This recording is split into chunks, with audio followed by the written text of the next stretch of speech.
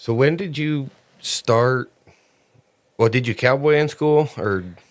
Well, I think I have a little bit of a different past than most people that make saddles.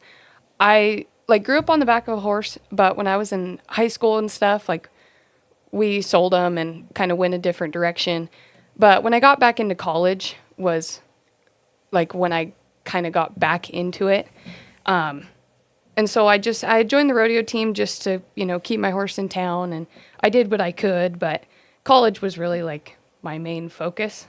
What'd you study? Rangeland management. Nice. So I obviously I'm not using my degree right now, but I did graduate a couple years ago. So I did leather the whole time through college as a side gig. Now I've been doing leather for 6 years, which feels like a long time, but also, in the grand scheme of things, it's really not. Yeah, when you got saddle makers, been making saddles for 50 years. Right. Well, and a lot of people will do leather for 10 years and never build their saddle, or, it's a long time thing. So I got really fortunate and everything just kind of lined up for me. So, Yeah. No, that's cool. So it's your main gig right now. yeah, it's been my full-time gig for 2 years. For 2 years. Roughly how many saddles have you made then?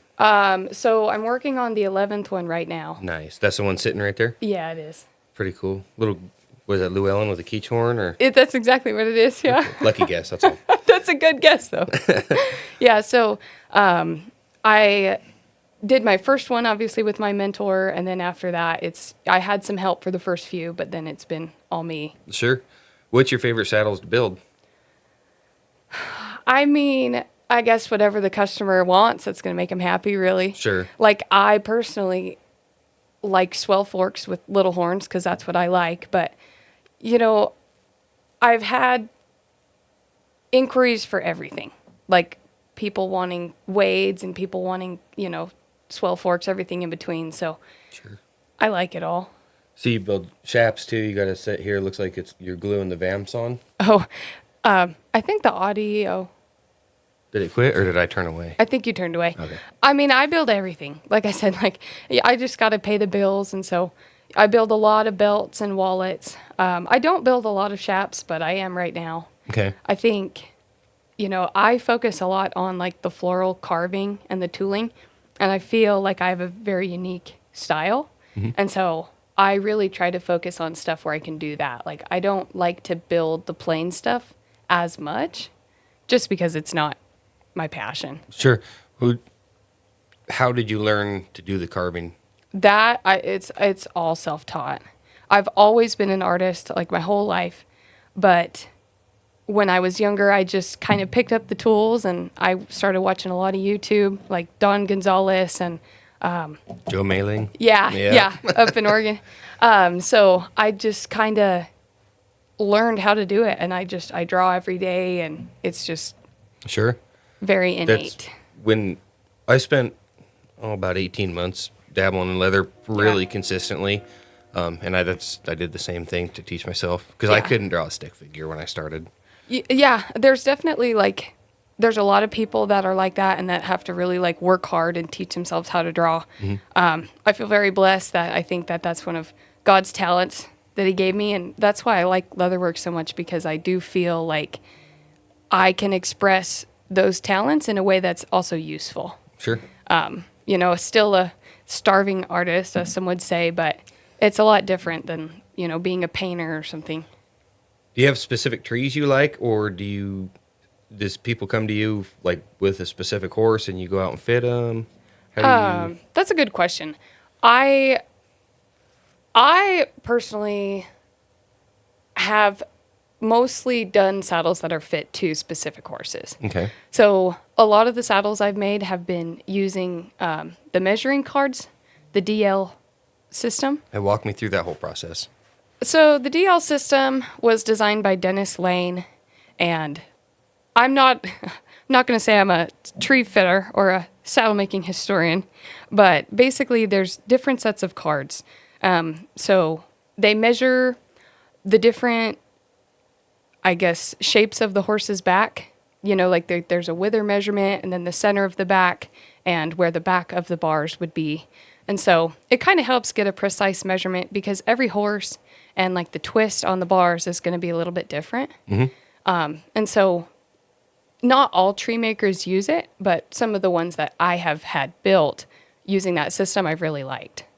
That's awesome. There's a lot of, like, it's not the only system, but I think that there are people in the industry right now that are making a push to use it because it is more of a standardized form of communication. Because everyone has a different opinion on, like what horse is a 90-degree horse or, 93. Like I've had some people that will die on the hill of like every horse, my 90-degree bar fits every horse. And I've had a lot of people make, very different shaped trees. So there's a lot left to be discovered, I think, in the world of like tree making and communication between the tree maker to the saddle maker to the customer. I think you're absolutely right. Especially like my horses, they're half draft horses. Okay. Regular saddles don't fit them. Right. I ride them in that because that's what I can afford right now. But I get that. In a horse's life, when would be can you say the best time to measure one's back? Or should you wait till like they're a 6-year-old or a 4-year-old or? That's a great question. I would say in my experience, there is an optimum time, but there's also not, right? Because as a horse grows and progresses, every stage of their life, they're going to be a little bit differently shaped. And then in the summer versus the winter, it's going to be different. And so they do recommend when you're measuring your horses, if you can, to get a summer measurement and a winter measurement. Personally, those ages between, let's say, like 5, 6, 7, all the way to their teens, they're going to be a more uniform shape. It's probably not going to be best to fit your 3-year-old and then expect that saddle to fit them their whole life. Sure. But, it's a very difficult subject because there is no one size fits all. Yeah, people need to realize that. The same with rigging placement. Oh, yeah, don't get... No, go ahead. Go for it. I think I have a little bit of a different opinion on rigging placement than a lot of others have. Personally, I see the vast majority of people riding their saddles too far forward. And so I personally think that a lot of saddles could benefit from more of like a full or like a 7/8 rigging than one that's further back. Because the farther back the rigging is, I see a lot of people just line up their rigging to the girth on their horse. Right. And that's not necessarily, the best spot for that saddle on that horse. Sure. I had to realize that with my half drafts because they get so big, so young. Mm-hmm. And then they're shaped a little different too, of course. Yeah. But you set that saddle down where it wants to sit. And I had a 5/8 saddle and a 7/8 double. Oh, gosh. And that 5/8 saddle on that big horse, that cinch was way back. Yeah, I bet. And the 7/8, it stays on him. Like I said, it's not right.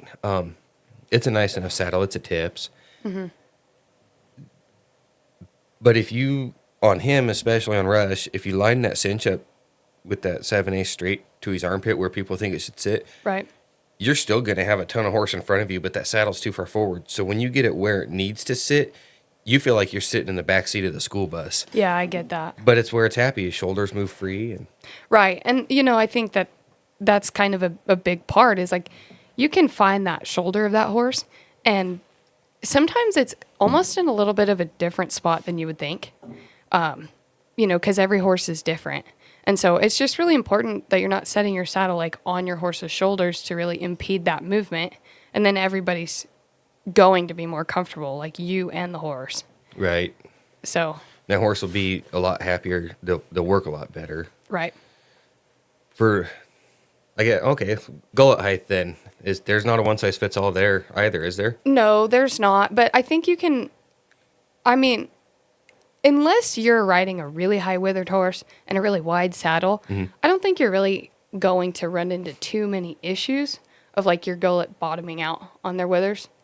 That's not to say that couldn't be an issue, but I would say in the world of my opinions on saddle fit, that is probably less of something I'm looking for. The most importance of bar angle or? I would say yes. Okay. I would say my biggest concerns is like that bar angle, if that's lining up with their back. And I want to make sure that the contact is even. Like, I don't want the rock to be too much, and then that saddle's going to kind of bottom out on the middle of their back and really sit. And then for forward to back, there's going to be some gapping. And if your bars are too flat, then you're going to have kind of a gap in the middle between those bars. I'm not sure if this is making sense. It is. I'm trying. But, I feel like those are a bigger concern because that is where you're going to run into issues like soring your horses or, your saddle rolling on your horse's back. Sure. How many times have people come to you saying, I've rode this saddle forever and now it's soring my horse? Well, I haven't been doing this that long. Sure. So thankfully, I really haven't run into anything like that. Okay. But, I've definitely seen some people like just throw a saddle on a horse and say, I've rode the saddle forever. And it's like very clearly not one that I would choose for that horse. At the same time, though, we all have to do the best we can with what we have. Right. So, there is options like you can change up your padding to try to make something work. Right. That was my next question is what's your opinion on pads, wool versus synthetics, one pad versus a wool underneath, or what's... See, it's so hard to answer all these questions because they are like, they're very specific to the individual. Right. I personally think if your saddle fits well, less pad is probably going to be better. Okay. Not saying you just need to throw a wool blanket on there because you still need the benefit of a pad. But like, I really like those. I like the pulled wool saddle pads, like if you're riding all day. Mm-hmm. And I really like those like compressed wool, like the best ever pads. Okay. Personally, those are my two favorites. Do you have anybody, like you want to give a shout out for the pulled wool? Because those are mostly made by hand. Yeah. Those are small people making them. You're not going to find them on a a Fleet Farm or a Big R shelf. No, there's so many talented like pulled wool saddle makers right now. I would say Diane Myers. I met her last summer. She's been at the game for a long time, and she's a wealth of knowledge when it comes to the pulled wool saddle pads and like how to make them. There's a lot of talented girls. Caitlin Michael, Megan Christensen. Like there's a lot of up and coming artists, That's which awesome. I think is cool. I'd love to try a pulled wool. I think first though I would make sure that I have a saddle built that fits these half draft horses because they, like I said, what I'm riding doesn't. I get by on them. Yeah. But I see some white hair showing up. Yeah. And I switched on the same saddle. Have a little sorrel horse, Henry. He's on the channel a bunch. Mm-hmm. And same saddle, and the pad got kind of wore out. So I went to buy a new pad and put that new pad on him and had big white marks the next day. Yeah, it's crazy, like just that little change. Yeah. Yeah. And it was supposedly the same pad, but it had one of the compressed wool, like Navajo looking rugs over top of it. Yeah. And that was all the difference it took to be really different to him. Was it the same like manufacturer, same specs? Or Same was it manufacturer, same specs. The only difference is one had that Navajo wool stitched to the top of it, and the other one didn't. Oh. And that was the only difference. I have had not super great luck with those ones with the Navajo stitched on. Mm-hmm. I've definitely like had my saddle roll riding those saddles, whereas like with other pads, I haven't had that problem. Yeah. And I don't know why, because the thickness is the same. It's just something about it is a little bit different. It's almost like they're slick.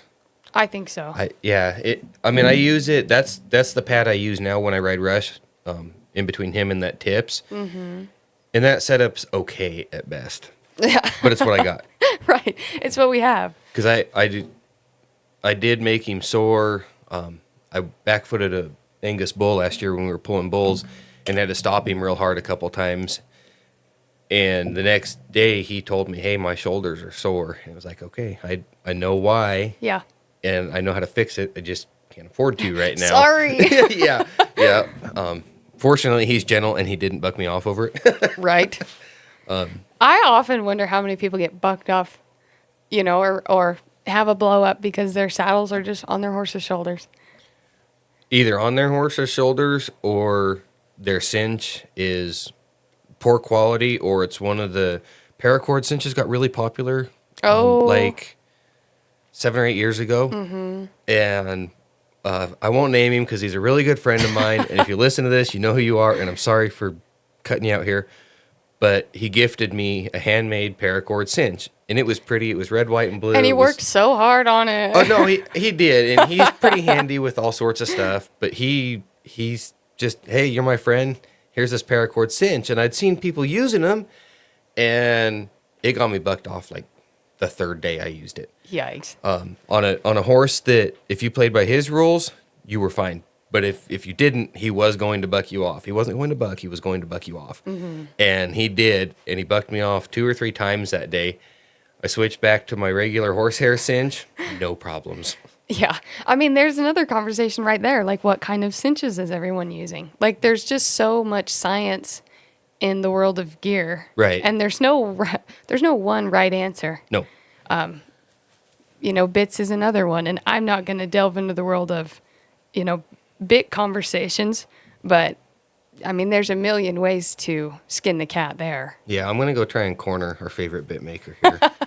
I think that would be good. Next couple days. Kind of back to cinches.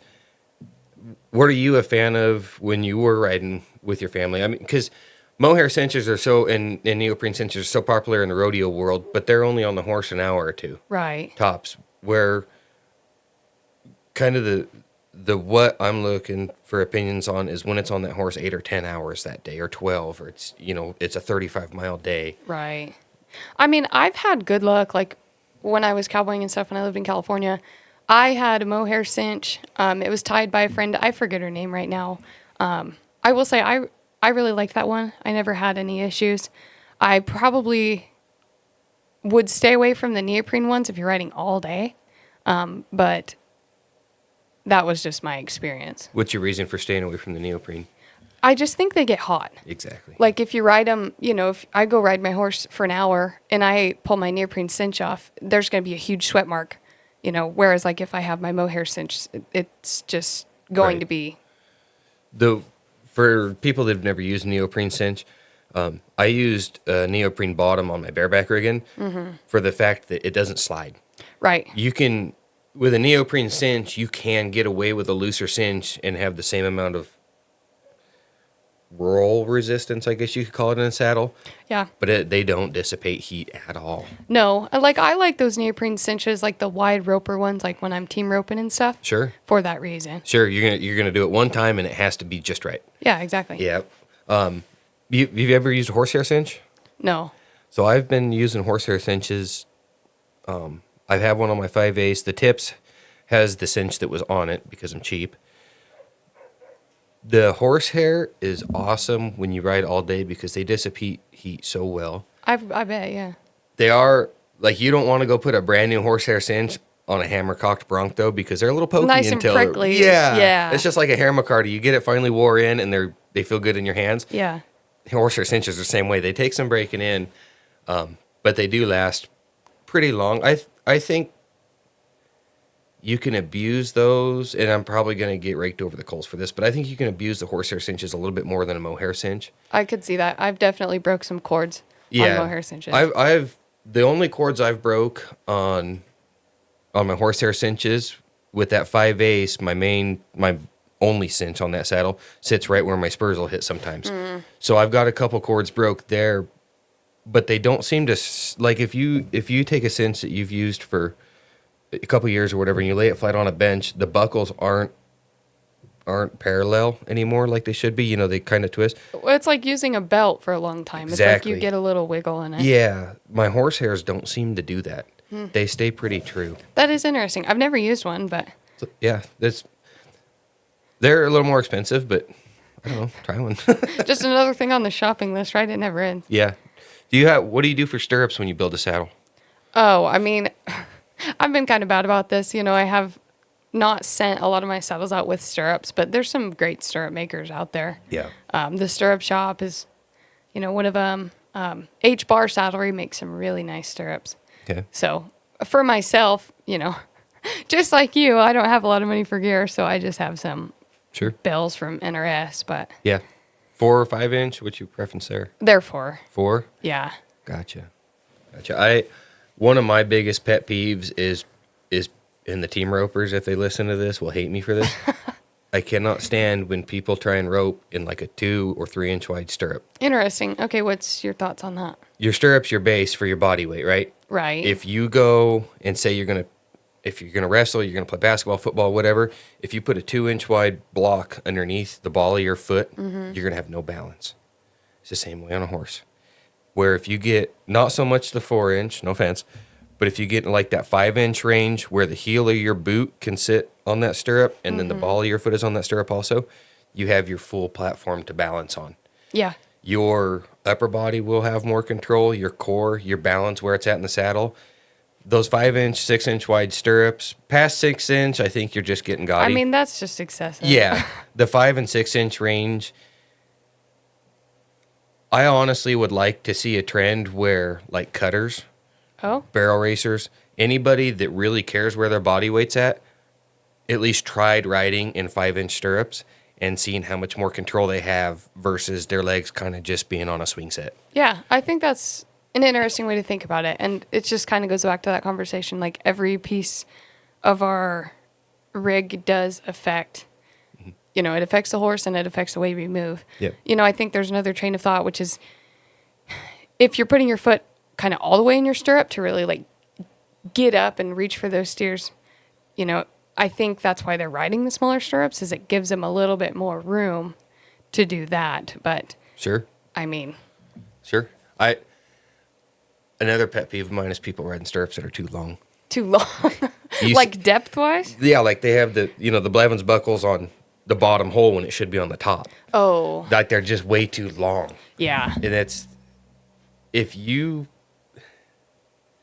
can't stand up in your saddle and move freely from your stirrups, they're too long. I totally agree. And what's suffering is your horse's kidneys. And like I actually ride my stirrups a little bit shorter than I think I need to, but it is a lot more comfortable that way. Yeah.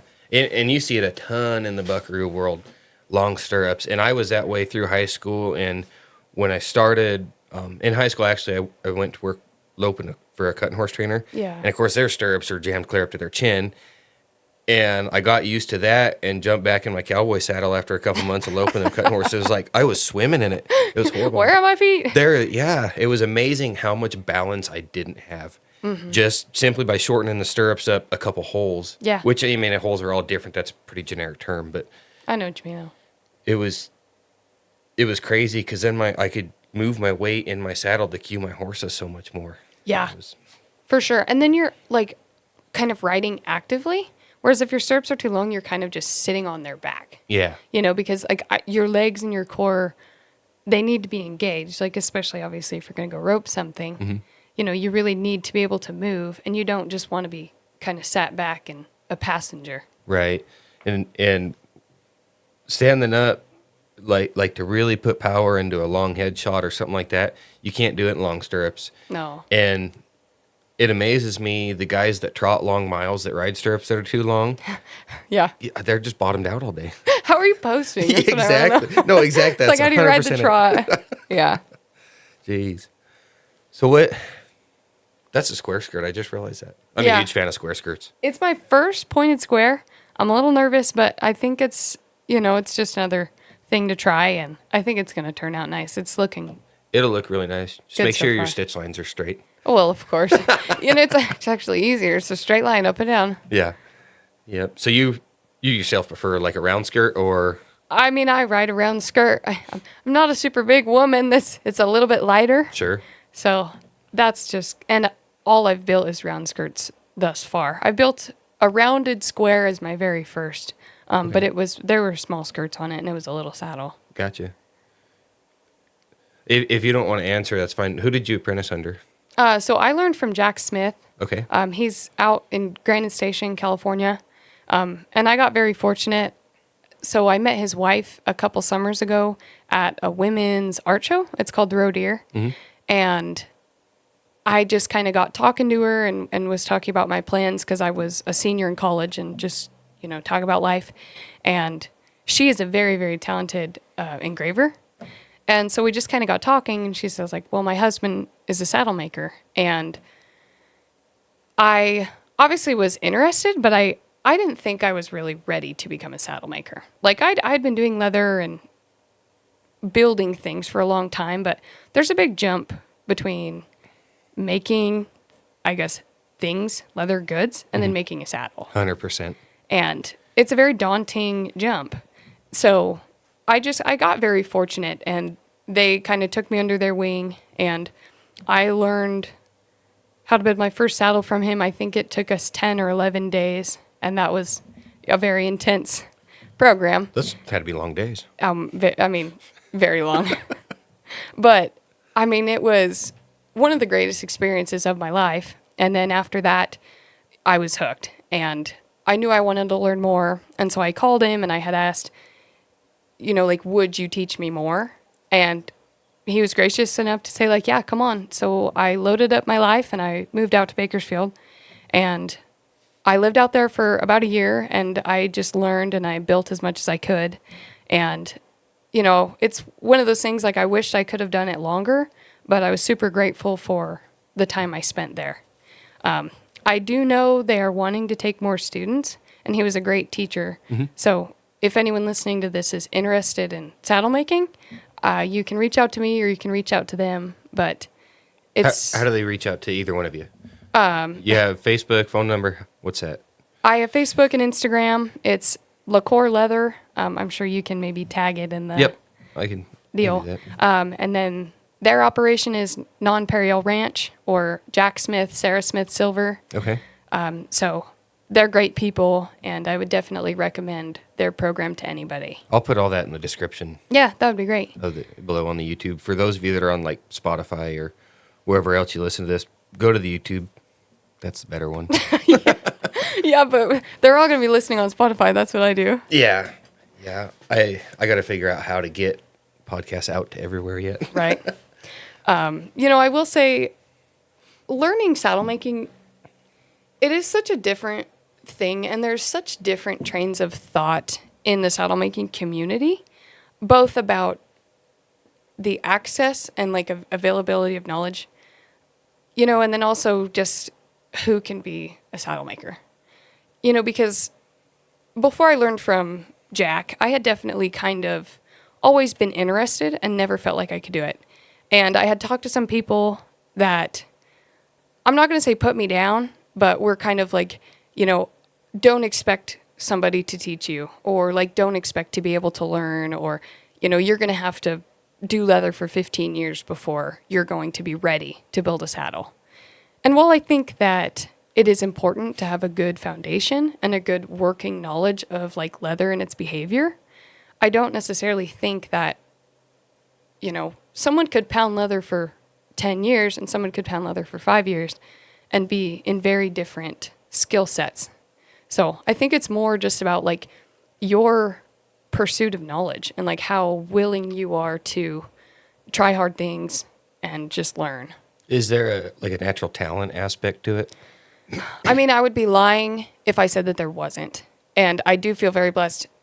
I feel like I do have a natural talent for it, but I know guys that don't necessarily have the innate ability, but are fantastic craftsmen because they wake up and they live and breathe it, and they work hard every day to better their skills and learn new things.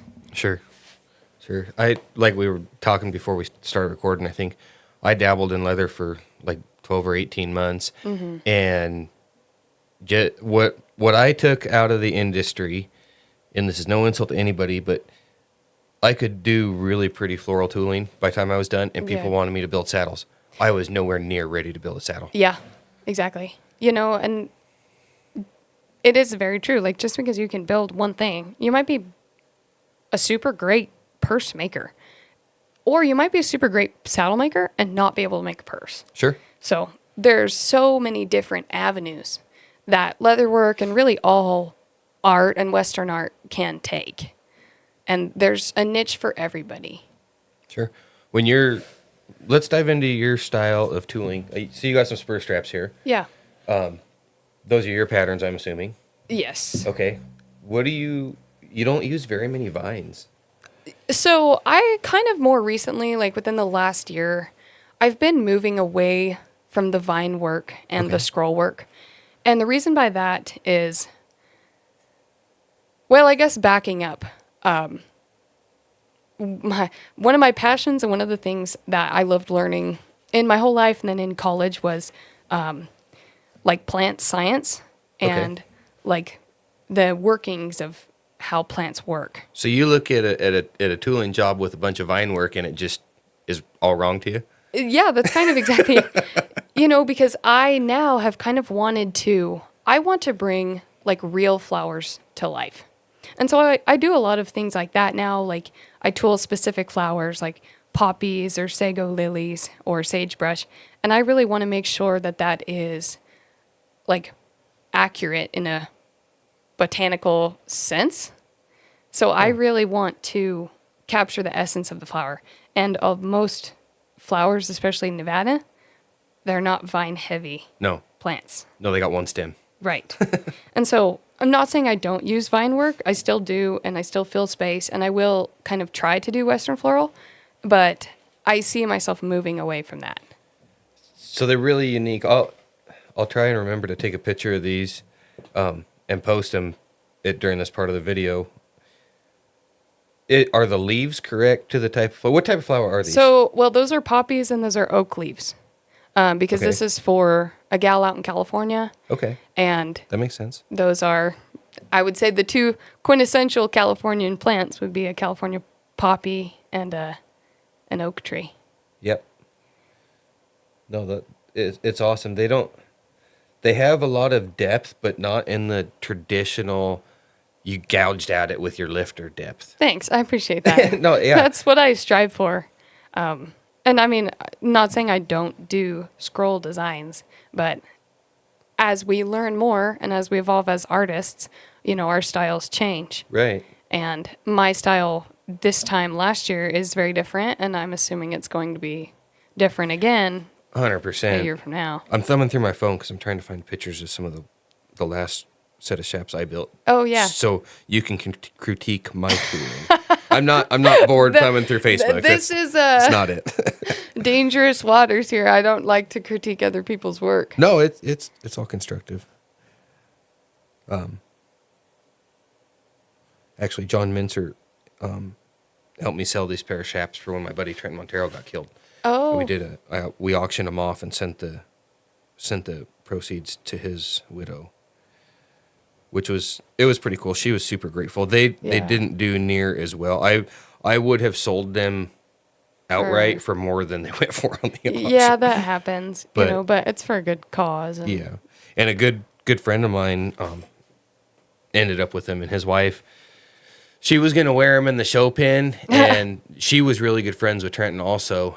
And she got him home, and she's like, "I can't even bring myself to wear him because they're his kind, they're Trenton's kind." Aw. So that was really cool. There they are, a couple pictures there You have to post this picture on the YouTube too. of these shaps. Yeah. All right, fair enough. Oh, I like these. This is not what I was expecting at first. Like those side shields are big, but those are neat. What were you expecting? Oh, I truly don't know. Oh, the R.I.P. Trenton. I feel like you've done a lot more dabbling in leatherwork than you made it out to be. I mean, those are nice. It was about 18 months total, but it was 7 days a week. Time you took to make those? No, just doing leather work. In general. Okay. Yeah. That said, I think I had like 45 or 50 hours into, Okay. including the hand stitching. Yeah. Oh, that's hand stitched. Yeah, I had never had a machine of any sort. Yeah. The closest thing I had to a machine is I had a burnishing wheel stuck on a DeWalt drill. Oh. I got a buddy of mine needed a bunch of collars made for his sheep, and I didn't want to burnish all the edges by hand. Oh my gosh, it took forever. So Yeah. I took and drilled the hole out of a burnishing wheel. I did that like halfway through the project because originally I just took one of the Tandy leather burnishing sticks And just and shoved it in the chuck of the drill, and then took one of my clamps and clamped it to be on, and that's actually that's the closest awesome. to a machine I had. Everything else I did Yeah. by hand. No, I mean, that's like leatherwork is a talent of yours as well. It's yeah. I was not. It is a learned talent. Yeah. People say, "Oh, I ruined a lot of." No, I ruined a lot of leather. I ruined a lot of paper trying to learn to draw. The biggest help, like we were mentioned earlier, Joe Mailing. Yeah. He says draw for 10 minutes a day, no longer. Oh. No longer, no shorter.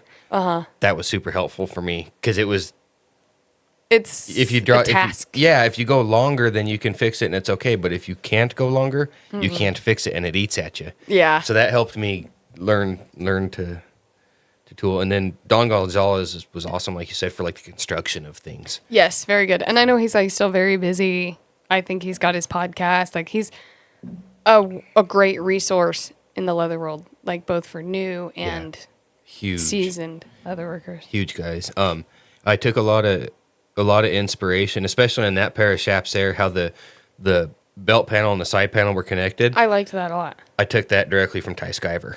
Okay. He builds, if you look like at RC Landingham shaps, Yes. or he connected that, and I thought, man, that's just cool right there. Yeah, Ty's work, I've definitely looked at it in the past, and Man, he can make been a bucking huge horse on admirer. leather. Like nobody's business. Oh, it's amazing. He used to be out here. Yeah, he was kind of my neighbor for a while. Oh well.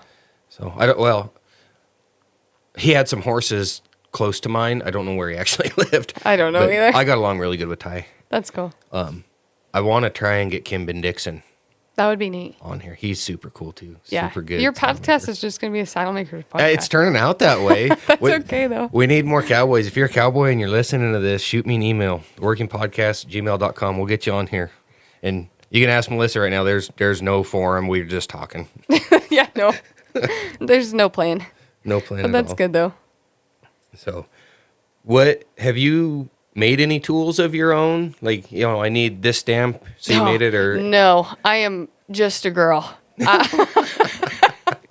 I mean, I have a lot of tools that don't necessarily work like for their intended purpose, sure.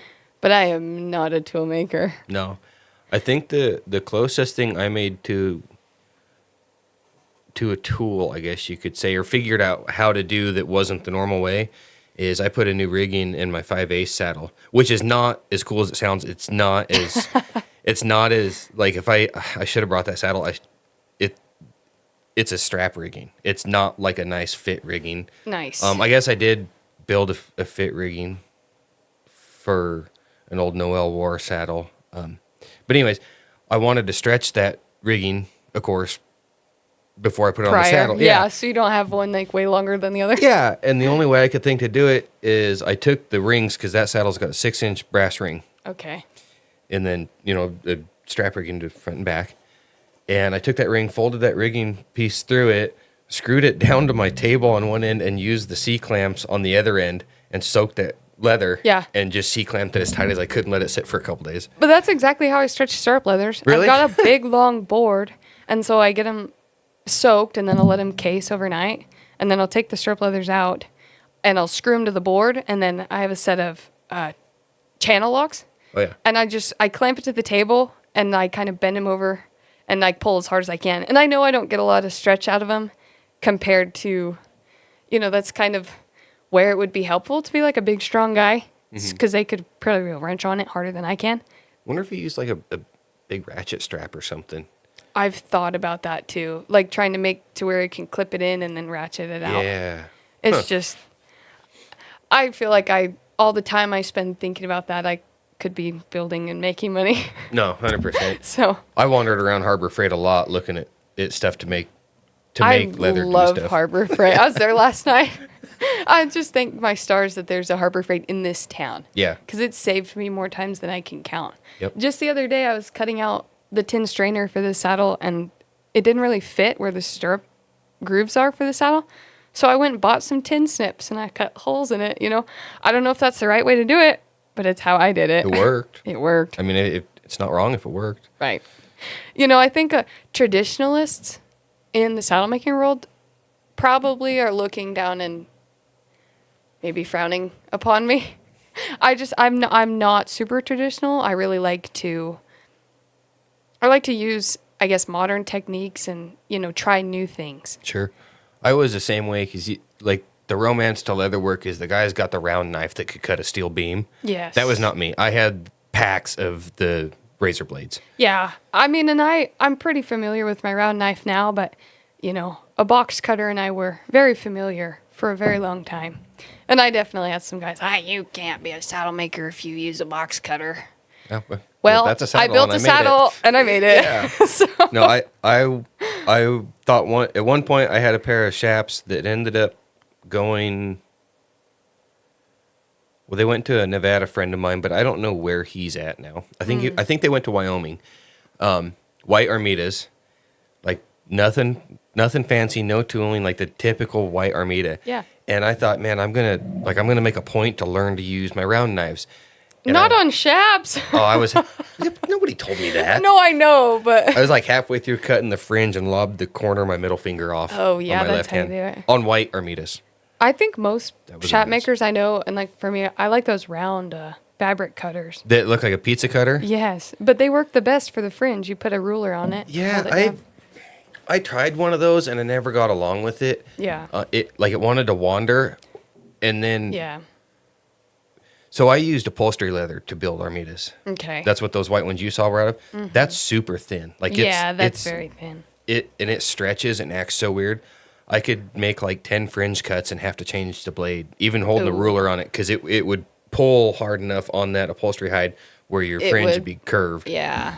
So it took a long time to figure that out, because I couldn't figure out why my fringe always looked like crap. And once I was like, oh, change the blade, stupid. Right. Well, and I mean, I think that is probably the cardinal rule, is like change your blade. Change it more often than you think. Yeah. And sharpen your round knife or strop it or put it on the buffer more often than you think you need to. Yep. How often do you strap a swivel knife? Constantly. Okay. I mean, when I'm cutting, like, I'll do a couple cuts and then I'll strap it again. And I have a leather Wranglers, and I really, really like it. Probably need to send the blade in to get sharpened. I've had it for like 4 years now. What blade do you use? Just the leather Wranglers. The standard it's a square? 3/8 straight. I Straight. don't like the angled blades. Okay. And I don't like the thick 1/2-inch blades. Okay. I'd like to get one of the fine, I think it's an 8-inch detail blade, but 8-inch or eighth? 8-inch. Eighth inch. Yeah, a little tiny thing. Yeah. That would be cool. But I mean, someday when I win the lottery, I hope to have a large collection of swivel knives, every shape, size, and color. But Do you change the grease out in the swivel knife? I have never done that. Take it. You think I'm crazy? Take it over to like the garage and find a can of brake clean or something. Oh, yeah? Brake clean all the old grease out and put just a little bit of new grease in it. It'll be so much smoother. Oh, I've never even thought about it. But I've never, I guess when you use it every day, it just kind of becomes, It is what it is. Yeah. Try that and you'll be like, wow. wow, I have a new thing to do after you leave. Yeah, because That's if you cool. pull them apart, you're looking the grease in there's all nasty and used Wow. up. I don't even know how to pull it apart, to be honest. It should. One of the destroyer tools on there. I know, right? See that little screw right there? Yeah, The little screw uses an Allen key and backs out, and then the top of that will just pull out. I'll be dang. So Well, there's something new. I just had this Tandy leather swivel knife, and it's built a little bit different, and the finger hold deal would pop off. Yeah. I know. Yeah, I have a couple of the Tandy ones, and they do that. Yeah, they're a little bit annoying. Well, and I've got one of those Dwayne Watts where the blade spins instead of the barrel, and Oh, that's pretty weird. cool. It's right over there. Hold on. Oh, it's got a full ring for the Yeah, it has a full ring. I think you can get a Half saddle, yeah. but I like the full ring. But yeah, the blade spins. Weird.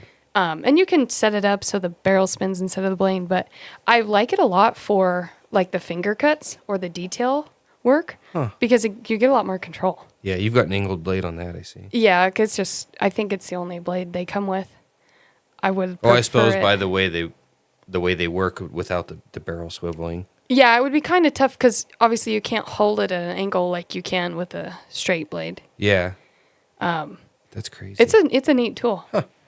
I didn't even know they made those. Yeah, I think it's just Dwayne Watts. You just said it right there. But I mean, there's a million. That's what I love. Like living in this day and age, like there's a million different tool makers and very talented knife makers, and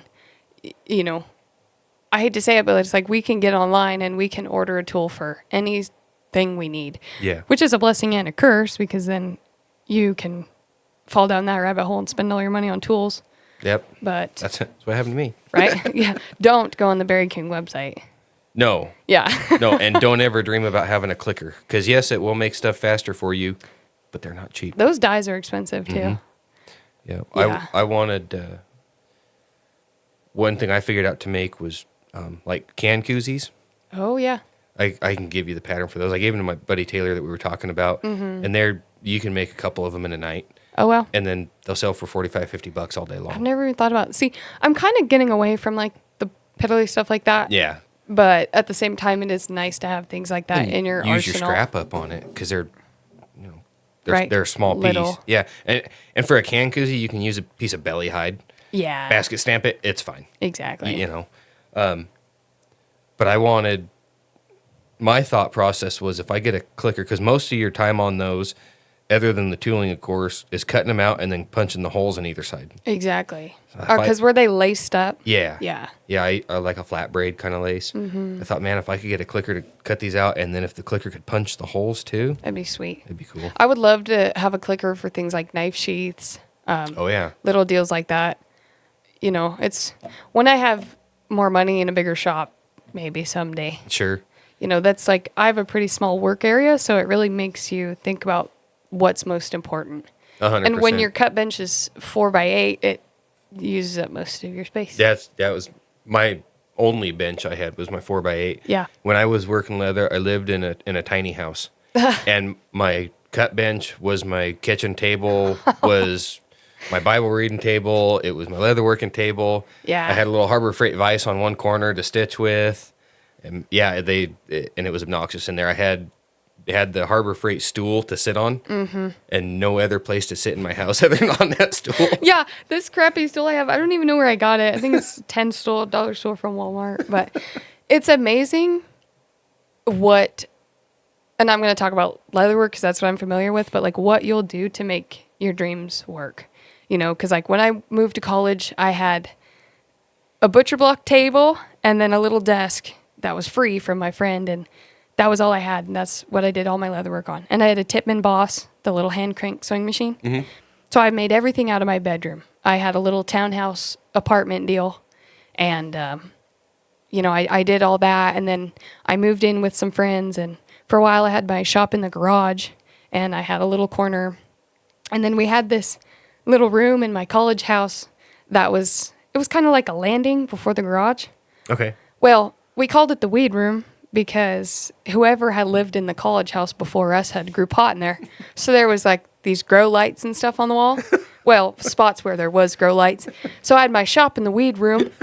And of course, then I'd, use my barge and wouldn't have a window cracked because, why would you do that? Yeah.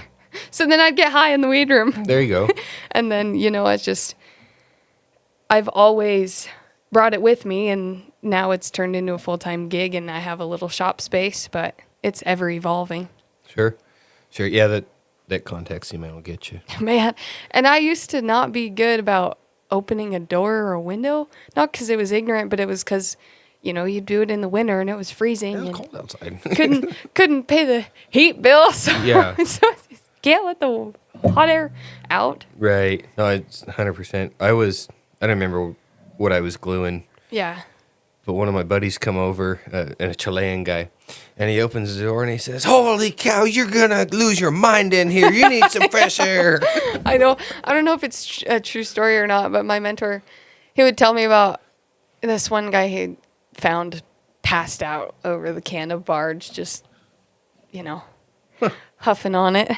Yeah, I believe it. They say that's of course hat makers. The Mad Hatter was because of the chemicals there, but they say that boot makers have some mental problems from I'm assuming it's like a barge cement they use. Oh, yeah, in their like processes. I don't know if you've ever tried that Masters. It's like a contact cement that a lot of boot makers use. Okay. But it's like a lot more potent. Really? Or like I've been using Top Fit instead of barge just because it's what they had when I was shopping for it. And that stuff smells way more than barge. It's still the toluene glue. But yeah, it's like every glue is a little bit different. And some of that stuff will get you. Have you found a glue that'll glue like a chrome tan, like your colored leathers there? I mean, that top fit'll glue anything. Really? But For chrome tan, I was using the Plyo-Bond 25, oh, okay. and it didn't smell very much, but it would I've smell. also recently started using the Renia Aquilum.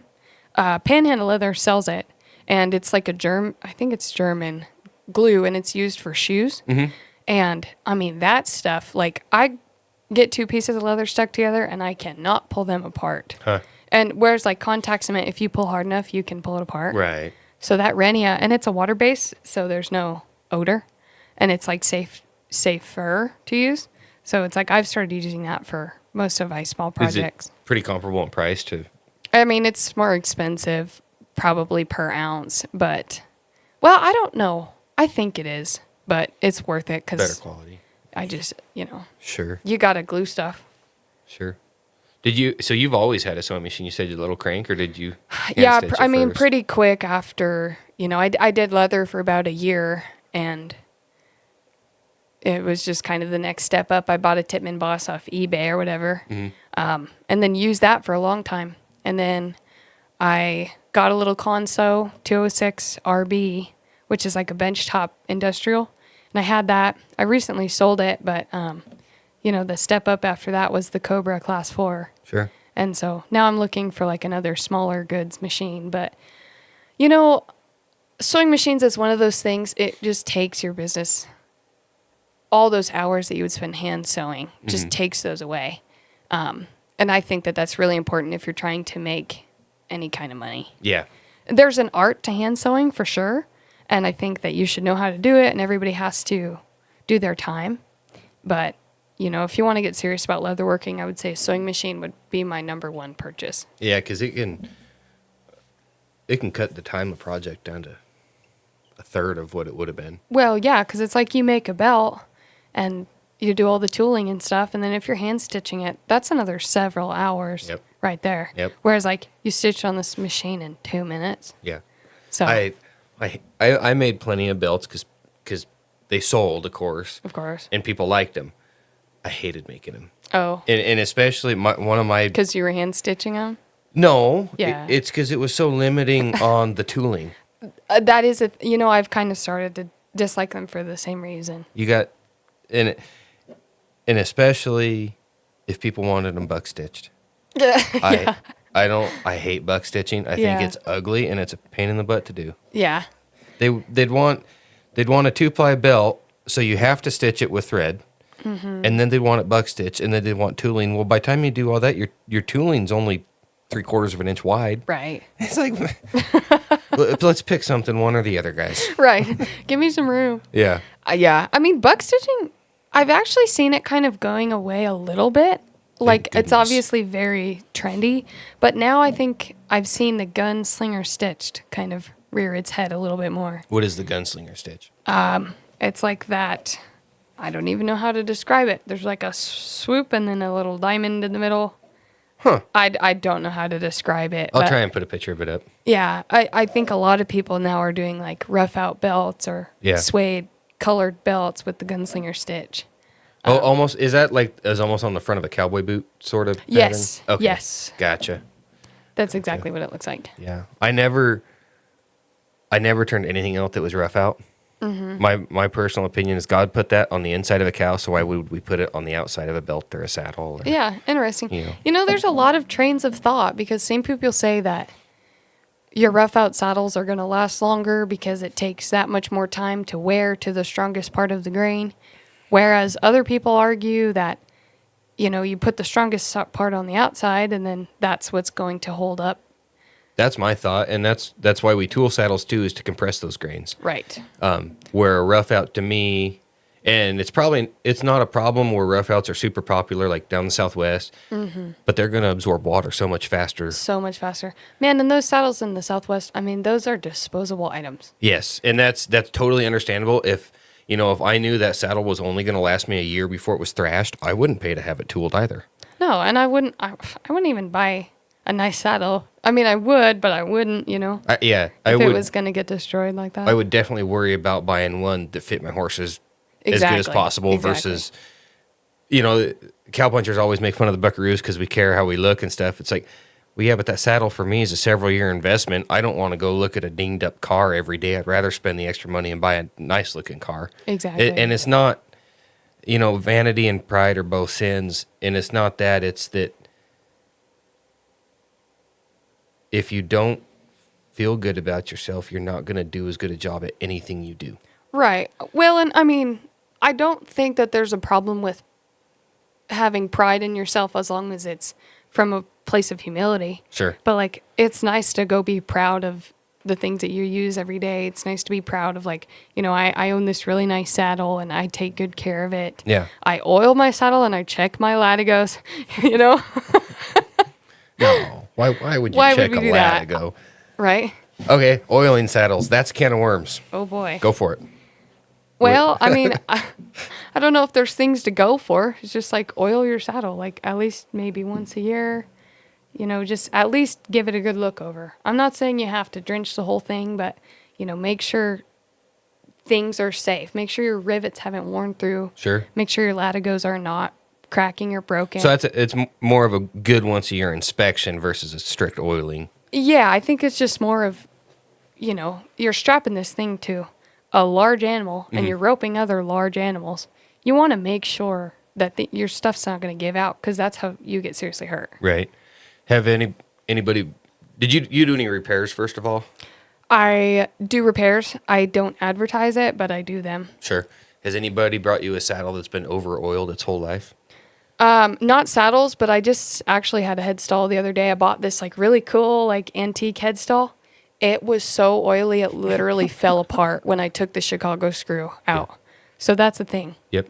I will say, in Nevada, as dry as it is, you're going to more often than not see saddles that have been under oiled than over oiled. Sure. And that once a year mark for northern Nevada here's pretty good, you think? I mean, I feel like a good once a year inspection is probably good. Yeah. You know, because like you should be keeping an eye on like your latigos and stuff when you take your cinches down every day. Right. Ideally. Right. So, you know. I'm the same way. I will hang. I do it in the springtime, which this winter is basically just a prolonged spring. Gosh, yeah. It's been so nice. It's been so nice. It's the most mild winter on record, from what I understand. Oh, I believe it. Here, and I mean, all the old timers around the area are like, we've never seen this before. It comes around and goes around though, because yeah. in like 22 or 23, it was one of the biggest water years. It was a mud hole ever. This valley was like a bowl of pudding. Yeah, exactly. I think the snowpack was like 400%. Yeah, yeah. I think we're pretty close to 100% water year, but I don't think we're quite there yet. We're pretty close, yeah. But it's fixing to be a decent year. Like, it's not supposed to be super dry, which is nice. Right. So for a little bit of context, and then I'll go back to talking about oil and saddles, but a lot of people from the Midwest watch my channel, and I'm going to assume they're going to feed over to the podcast. Oh, cool. So we need, the way our valley irrigates is flood irrigation, and that water comes from the snowpack up in the Sierra Nevada mountains.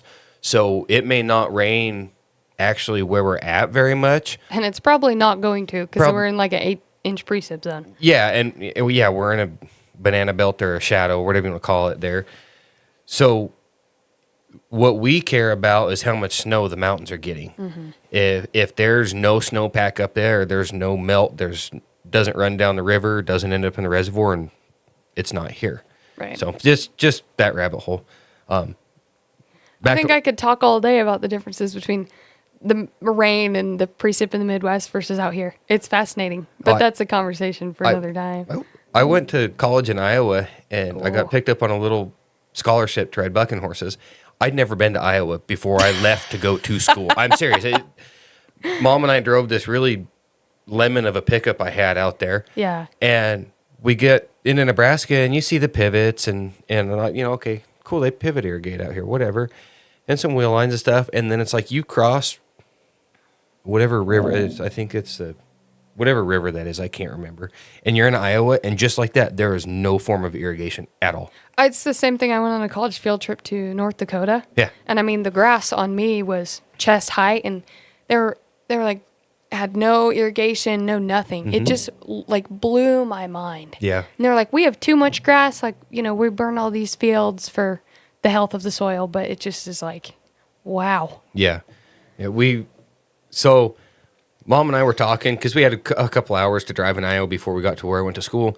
And we're like, how are they irrigating? Like, they must be some hand line moving sons of guns because they don't even leave them laying in the corner of the field.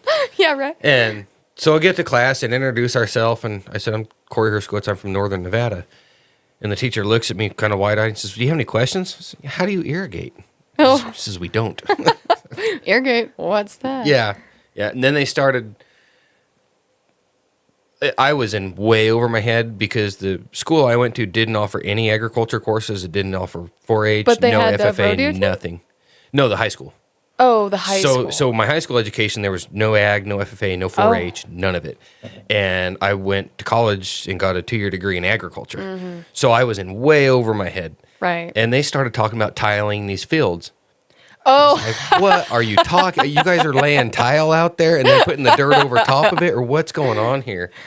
And then they had the teacher finally realized I was lost, and he says, "Well, this is what tile is, and this is how it works." yeah. And for the desert dwellers listening, tiling's just a perforated pipe like you would use in a septic system, and it drains water out of the field. Right. They use them out here too. And yeah, I guess in some of the spots they do, but Yeah. like the real heavy ground here. Yeah. No, it was, anyway, okay, back to oil and saddles. Oh, yeah. I think once a year is good. I do it on a spring day when it's nice and warm. Exactly. Throw it on a fence. Let that saddle get warm before you oil it. And don't ever oil a Latigo. Really? Ever. They won't pull tight in the cold. Interesting. Like, if your Latigo's showing signs of dry, just replace it. They're cheap. Don't ever oil a Latigo. Interesting. That's probably coming from my rough stock background, because those have to pull tight. I mean, we baby powder them to pull them tighter. Right. And obviously you're never, well, I shouldn't say never, you're not usually going to pull one that tight on a saddle horse. Right. But the first time it's blowing sideways and you got to load something in the trailer and you oiled that Latigo and it's gummed up and won't pull, you'll never do it again. Interesting. Yeah. I guess there's a lot of trains of thought on everything. Yeah. That's why it's good to have conversations or I had- listen to stuff like this. I had a old boy tell me to never buy Latigos that were edged either. Really? Yeah, and he said for the same thing, they won't pull if they're edged, and I haven't found that true. I But don't think that would be truth. no, he had a reason for it, I guess. I mean, a lot of people will put like the rough outside to their Latigo to their horse. I don't know necessarily the logic behind that, but I know people do that. Some bareback riders will do that, and their logic there is it'll pull tighter. It'll slide along itself Right. better. I could see that. I run them smooth side out. I mean, I think for your everyday guy, like if your smooth side is to your horse, it's going to resist sweat and moisture. It's gonna move when it needs to. Exactly. So do you prefer using the peg on a cinch with holes in your Latigo, or tying a knot up top? Well, or? we put holes in them for a reason. I mean, I see a lot of people tie the knots, and I think that works for them, but And again, this probably comes from the rough stock background, but I don't run a billet on the right side. I run 2 Latigos. Neither one of them have holes. I think the You one tie has 'em? holes. I tie them. And that's because it's so much. One thing that a pet peeve of mine is somebody will build a billet for the right side of a saddle, and then the holes are 2 or 3 inches apart. not a lot of adjustment, yeah. Well, it might not be right for that horse. Where having a Latigo on either side, I can adjust it and get it right. I agree with that. I horse. just run it through the holes. I mean, the pins on my cinch. Sure. Right. And that depends on where you get your Latigos to, how far apart those holes are. Yeah. I've had those holes tear. Yeah, I could see that too. And that's- If they're too close together, they Yeah. can tear. Or if you're like me and, perfectly healthy Latigos all the time. Right. No. Of course. Definitely not. Of course. If you've never been sitting on your saddle on the ground, watching your horse run off and hearing a cow come up behind you mad, you've never lived. It's a horrible feeling. I'm glad to say I have never lived. I see a lot of times, like, if you don't tie it right, it can work itself loose. So it's just, you just got to know how to do it. Some people get way too creative over how to tie them. Yeah. It's like, no, just, what do they call it? Call it a 911 or a Texas T, I think is all the Texas same. T. Oh, yeah. Yeah. Texans. Texans. this is not a Texan hate podcast, but if the shoe They fits, bring it on themselves. they probably say that about Buckaroo people. Oh man, the pissin match is alive and well. Yeah, for all those listening, I don't identify with any camp. I am but a humble saddle maker at your service. I will build a saddle for anybody whose check who clears. That's exactly right. Like, I build swell forks, slick forks. It does not matter. It's awesome. But I think that is, going back to saddle making, a lot of people will specify with like one thing, or some guys are only slick fork builders. Yeah. But I think it's the mark of like a true craftsman if you can use those skills and apply them to all things. 100%. Like, I think if you're building saddles, you need to know how to cover a set of swells with a welt, with no welt, and then cover a slick fork. I just think that it's a round way to, show your skill. Sure. It's and same as a working cowboy. Like I'm a long rope slick horn kind of guy. Yeah. I've never been around anybody that was tied off. If I go down, like Arden Bundy and I are kind of chewing over, figuring out a way to do a collaboration between our channels. And it's like, I go down there where them boys tie off and they know how to do it and they're good at it. I'm gonna try it. I'm gonna learn when in Rome, Right. And most guys I've talked to, everybody will always puff their chest up and be in one camp or the other. It's fun. But when you really get to talk to them, everybody kind of says the same thing. You need to work in a way that the country dictates. Yes.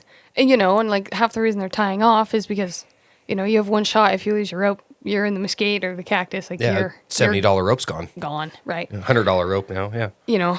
Right. I guess my biggest concern with all of it is safety. Yeah. Right? For the animal, the rider, and you. Right. So I think that whatever you're doing, you just really need to work and figure out how to be good at it. Yeah.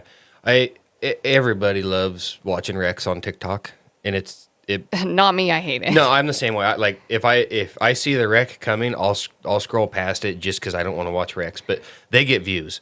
Yeah. And like you'll see where guys will take a colt that might have 10 or 15 rides on them, and they'll tie off and they'll go rope something, and that colt has no clue what's going on. Yeah. And it's like, again, I don't know how to tie off. Maybe I'm throwing shade the wrong way, but it's like maybe we should invest in teaching that colt in a controlled environment. Yeah. I don't know. Cowpunchers, chime in there. Email me. We'll interview you. Are there cowpuncher viewers? I want to hear their point of view. Yeah, 100%. Get them on the podcast. My college buddy, Eli, who was the previous podcast, he's not necessarily a cowpuncher, but he uses cowpuncher mannerisms. And he's from Minnesota, actually. And Minnesota. yeah. And he told me something I didn't know. There is brush country and swamp ground in Minnesota, and right around that area, there's actually some pretty handy cowboys, he said. I had no clue. I thought it was all row crops. Yeah, but it's like Florida is like one of the biggest. Yeah, when he told me that in Minnesota there was like actually handy cowboys, no offense, Minnesota, I was floored. Yeah. I mean, that's probably never one I would think. No. But it just, there's cowboys everywhere. Yeah. Yeah. I want to interview somebody from Florida. That would be so cool. I definitely would. I have like some to friends see that work down there, and they said it's like ranch, Yeah. front gate, interstate, Disneyland. That's okay. But isn't it one of the biggest cattle producing states? Yeah, I think it's like number one 2 of- or 3 yeah, or something. one like of that. the biggest. It's huge. Can you imagine though, like trying not to get ate by alligators? I know. Right about the time you have a colt coming along really nice, one of them would come up and spook the shit out of you. It has to happen. Or you get like, I'm sure there's big snakes out there, right? Got to be. So, I mean, the mosquitoes out there probably got to be huge too. well, those are birds. Yeah, no, the U.S. is so big, and that's, it's like the debate between the different factions is very entertaining, but at the heart of it, it's all the same thing, which is fascinating to I me. think if I was a ranch owner who owned a ranch that had a variety of terrains, you had some meadows, some desert, and maybe a forest permit, or you weren't just doing one thing. I think I would look to hire a guy that had cowboyed around to a bunch of different areas, seen and had a bunch of different experiences. Right. I think it would be a big benefit. Yeah, I think so too. I think in anything though, the more experience you have, and not just one area, but like seeing the world, is going to aid you no matter what. Yeah, 100%. So, well, my coffee cup's empty. Oh, So that'll happen. I think probably call it there. Cool. Give your businesses and your friends' businesses a shout out. For sure. Anybody you can think, list them real quick for us. Well, my social media and my website is Lackore Leather, LaccoreLeather.com. Okay, spell that real quick for people that won't go look at a description. It's Lackore, and then leather. Perfect. So I'm not taking a ton of orders right now, but, that is always subject to change. And, I'd always love to meet new people, even if you're not interested in buying something, just, stop by and maybe give it a follow. But for my friends, I would say check out Non-Perial Ranch and Trading Co. Check out Sarah Smith Silver or Jack Smith if you're interested in learning saddle making. There's so many talented people in there. I don't really know who else to give a shout out to. Sure. But thanks for having me on. This was fun. You bet. Thanks for your time. Yeah.